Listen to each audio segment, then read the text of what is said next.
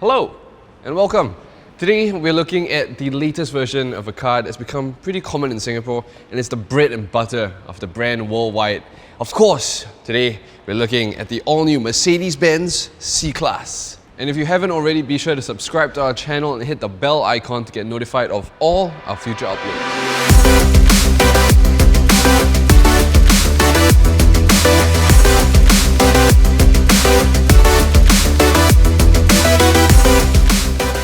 So we'll start, as usual, with the front. And in this front grille is actually quite special because Mercedes have gone, as the kids call it, a bit extra and have decided to put 200 three-pointed stars to make up the grille design. I think it's a great design cue, and in my opinion, it looks good. Although it must be noted that this is only available on the AMG line trim levels. The base Avantgarde trim level only gets a normal grille. Anyway, behind that you can see, maybe from that angle, these two power domes, as Mercedes calls it, on the bonnet. Now, that one's available on all C-Class models to highlight their focus on sportiness. And under the bonnet, there's actually something very special about this new generation, but we'll get into that a bit later. Okay, moving on to the side, we start with these large 19-inch rims that are part of the AMG line package. And the C-Class also has a wider track width to make it look sportier than the old one. And the new C-Class has actually grown in all the other dimensions as well. But don't worry, because this C-Class is the most maneuverable one yet because of that. Okay, you can't see it, but basically this car, the new C-Class, is the first C-Class to ever have rear wheel steering.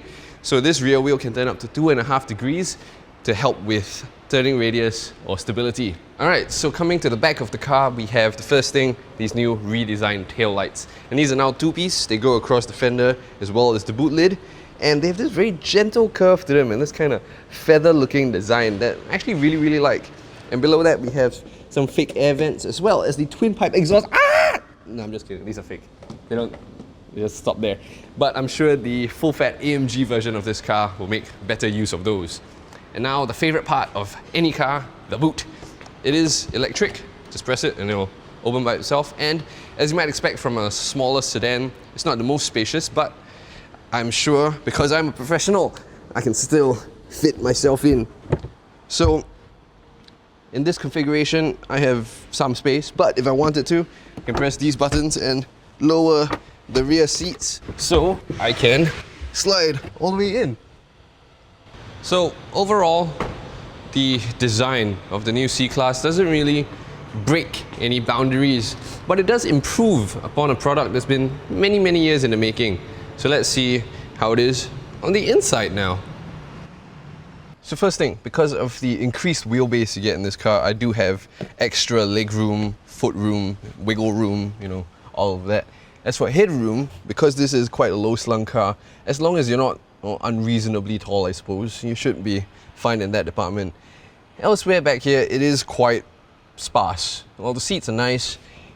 One of the examples I can give is a very nice armrest if you fold this down, but are you ready? This isn't a cup holder. It's a pen or pencil holder, I suppose. I mean, you could put your children back here with these ISOFIX points, but that's about it. You don't get any USB charging ports. You get some air vents and a little bit of storage space and some back here, but that's about it. So the front of the C-Class is where most of the upgrades have been, starting of course with this gigantic screen in the middle that's running the latest Mercedes-Benz UX or MBUX infotainment system with wireless Apple CarPlay and wireless Android Auto that goes really well with the amazing Burmester sound system you get in this car. So this is straight off of the S-Class and in my opinion really elevates the feel of the interior. And speaking of screens, we also have big fully digital gauge cluster in front of you that is fully customizable, and there's an optional heads-up display that goes with that.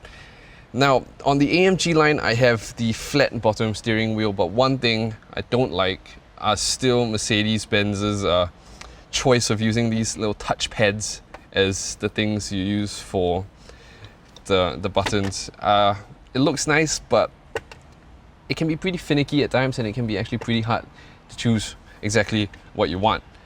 So elsewhere, the ambient lighting in this car gorgeous. Mercedes are, as usual, the world champions in ambient lighting.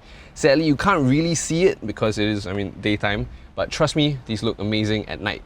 And behind that, we have, this dashboard that is joined to the center console in this one beautiful, elegant swoop. And I think it makes the car look really clean and proper.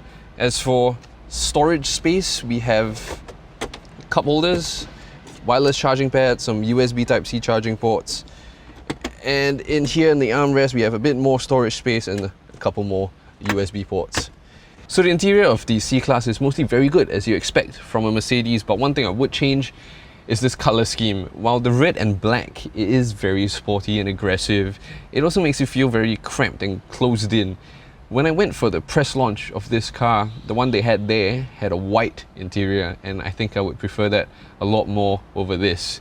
But complaints about the colors aside, it's now time to see how the new C-Class drives. Here are the headline figures of the new Mercedes-Benz C200.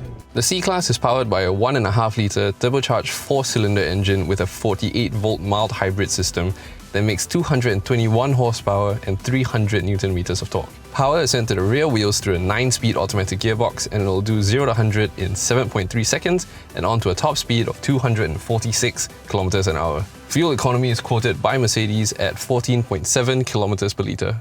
So yep, one of the key features of the new C-Class range is that they're all electrified. So the C180 and the C200, like the one I'm driving now, they all have a 48-volt mild hybrid system with integrated starter generator. There is also a C300E coming that is a plug-in hybrid instead of a mild hybrid, and that one will be able to drive up to 100 km on battery power alone. So one of the other key features on this car obviously is the rear wheel steering. So if you don't know how rear wheel steering works, basically what happens is when you turn the front wheels, the rear wheels at speeds of up to 60 kph, the rear wheels turn opposite to the front wheels to give you a tighter turning radius. And at speeds above 60 kph, the rear wheels turn in the same direction as the front wheels to virtually lengthen the wheelbase and give you better high-speed stability. So this is the first car I've actually driven with rear wheel steering. And let me tell you, it was a bit trippy. So after I collected the car, coming out of the car park, it was quite a strange feeling to feel usually when you turn the wheel, the front kind of turns, but then you can also feel the back like turning along with you, and it was quite a strange feeling, but it definitely works. The turning radius on this is very, very small.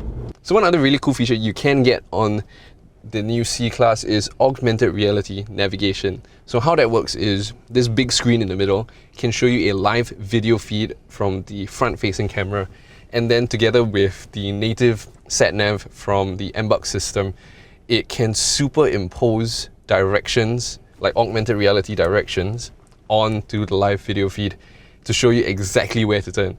I think it's a brilliant feature. It works really well, and it reminds you of something like, racing games like Need for Speed, Burnout Paradise, stuff like that.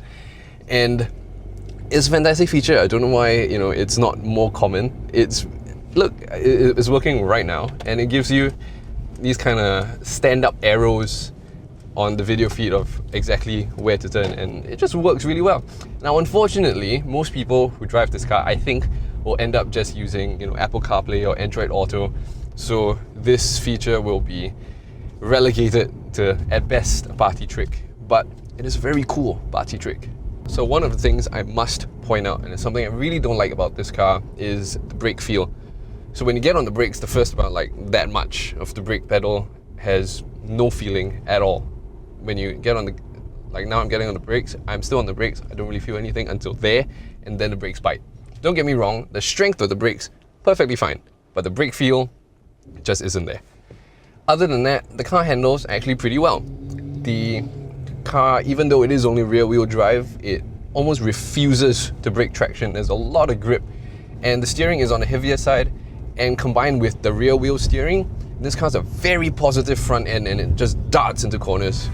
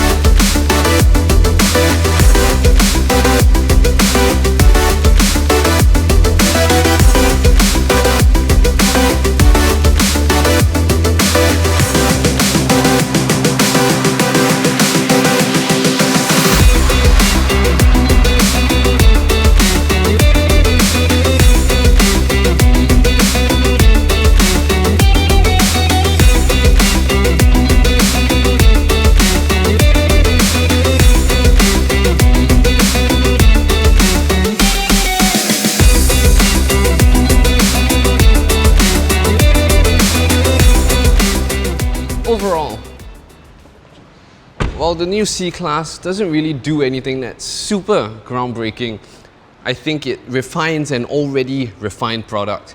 And with new features like the electrification, the new MBUX system, and the rear wheel steering, I think the new C-Class is firmly fired into the modern world, and I can very easily foresee this being as popular a C-Class as its predecessors.